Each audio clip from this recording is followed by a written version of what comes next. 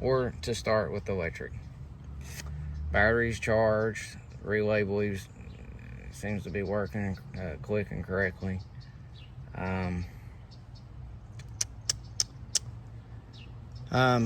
trying to, I tried hooking up just power to the starter and I didn't get anything, so the starter may be out. So I may replace the starter motor. I actually may replace all the wiring harness, the rectifier, the ignition coil wire, and the spark plug boot, and the CDI box, which is this one. This is your alarm. I may replace all that.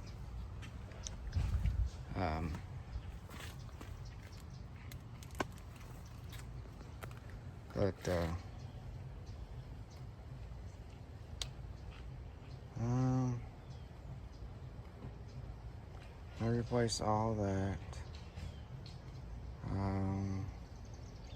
So new wiring harness.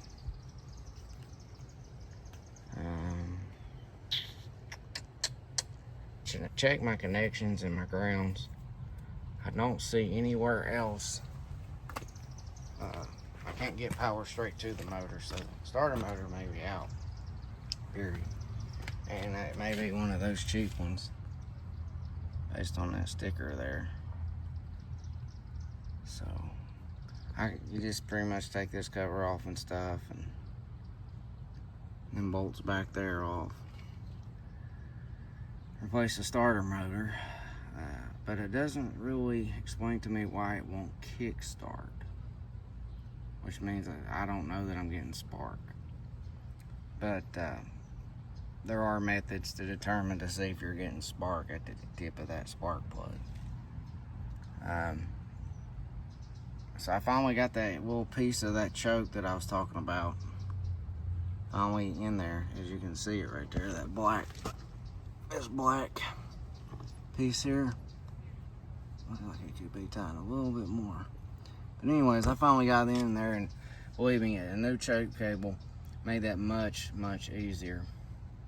Much easier. I don't know this to be the correct fuel line. It is not what I thought I ordered off eBay. But it'll probably be all right. It's the right size. It's just, this is the cable. This is what it is. I cut it a little bit off because I just ordered it by the foot.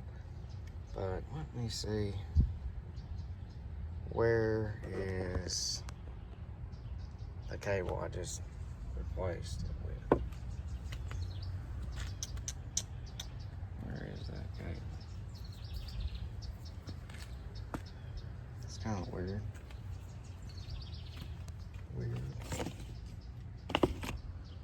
It should be here in the midst of my stuff somewhere. This is a part of the actual rear rack that broke off with the welded parts. Daggone torque wrench had so much torque it busted that. Instead, it broke the nut loose, but it broke that in the process. I just got my fenders and stuff in the back of the truck. This is a project right now. Oh, here it is. See, this is the fuel line I got at the it says for not under the hood applications. It's 516, but the difference with this one,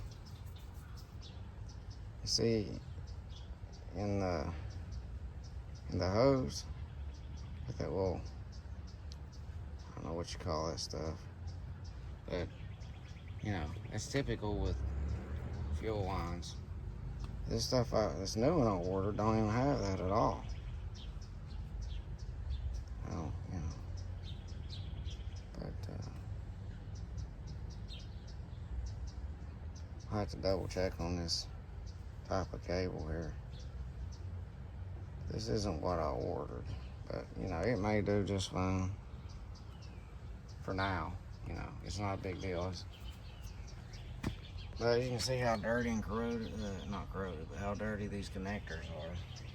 That's your rectifier. Alternating current into a direct current. And then you got your CDI box. Look, the red one. That's for your ignition. I might replace the ignition. I don't know. This got replaced.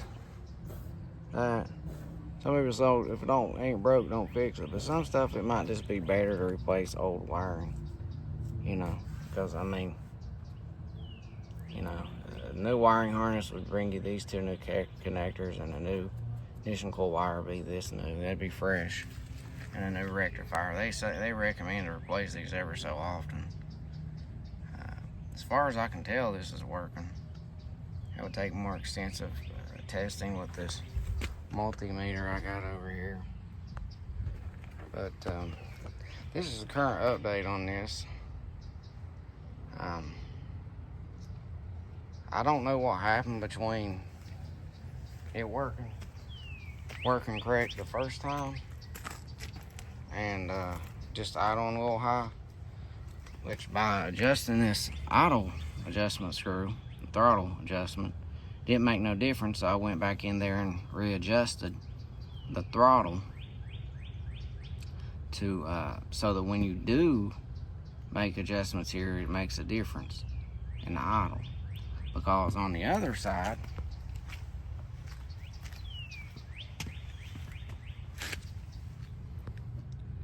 this is your drain for your chamber if you want to drain fuel.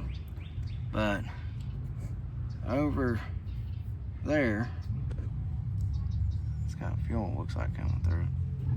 But right there, I'm not sure what that is. Your air fuel mixture screw, your pilot screw, is right there. Really, you're not supposed to adjust that. Initially, you're supposed to adjust the throttle, because it's supposed to be preset from the factory. But I don't know if it's leaking fuel right there. If you know, I don't think it's flooded. If it's flooded, then that means I gotta change I gotta redrain the oil and change that again. But I don't think it's flooded.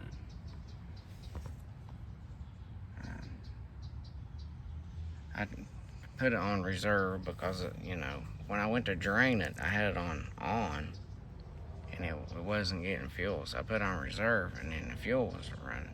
But now on or reserve, you know, I get fuel. I check the fuel level. Less, about a gallon or less before I drained it. So I put fresh fuel in it. In case it was bad fuel, so I rolled that out. Checked the spark plug.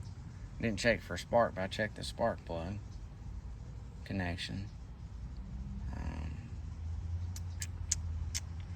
I don't know what it is. I gotta double check to see whether or not I'm getting spark. I've been out here fooling with this today, but you know, I did get this installed.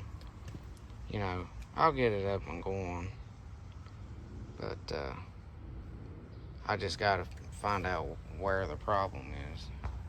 Oops. The wiring harness and the starter motor is where I probably my next purchase, and some battery cables. The cable, this relay cable, has these two fuse boxes. Now I cleaned these up.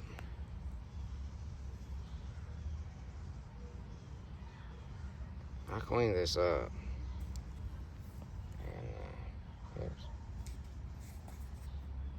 I don't know why. I cleaned this up, but you can't buy this cable. This is the relay. It's relatively new. It came from Honda, Partzilla.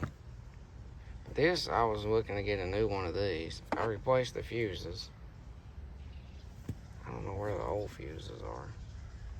Fuses didn't look bad. I went ahead and replaced them. This is the new fuse.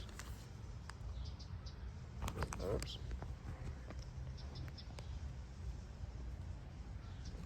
Yeah, these are one of the new fuses. But the old fuses, I gotta clean this up before it gets dark.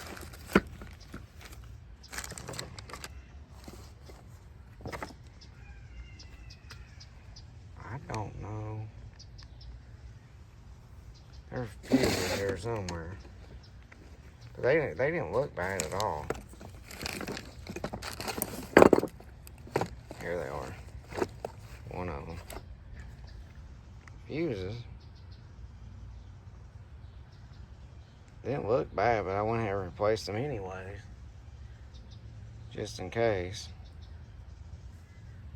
Just to try to roll that out. But,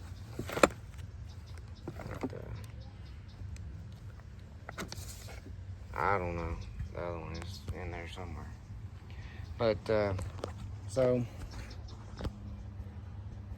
let's get this turned around. But anyways, so that'll conclude it for this episode.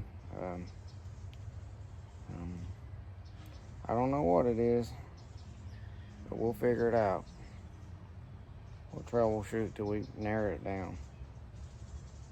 So, see you here next time on the ground.